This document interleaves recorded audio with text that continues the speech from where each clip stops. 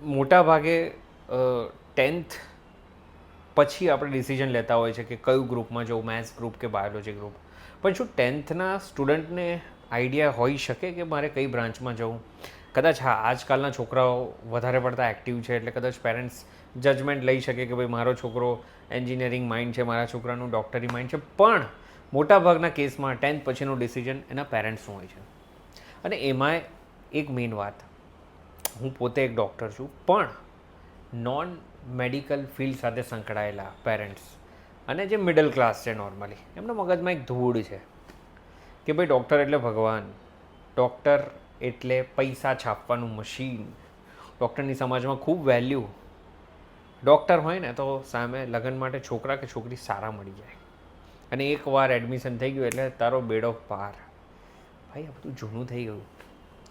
પહેલાં ડૉક્ટર બનવા માટે ખૂબ મહેનત કરવી પડતી, પણ હવે ડૉક્ટરમાં એડમિશન મળવું સહેલું છે, પણ એના પછીની જર્ની બહુ ડિફિકલ્ટ છે.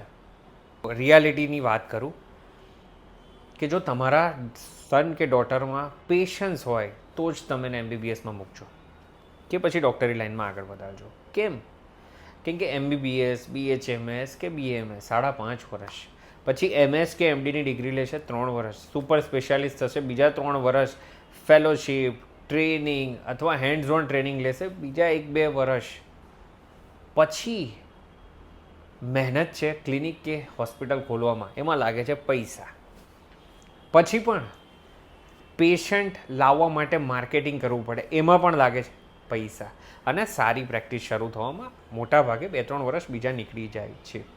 એટલે અલ્ટિમેટલી ડૉક્ટરની લાઇનમાં જવું હોય એટલે ધીરજ નામનો ગુણ જો તમારા બાળકમાં હોય અને તમારામાં પણ હોય તો જ ડૉક્ટરની લાઈન લેવડાવજો. લાઈન ખૂબ સારી છે, ડૉક્ટરની લાઈન ખૂબ સેફ છે, પણ અલ્ટિમેટલી આના માટે તમે તૈયાર છો કે નહીં, કે તમારું બાળક તૈયાર છે કે નહીં, એ ખાસ વિચારજો. Thank you.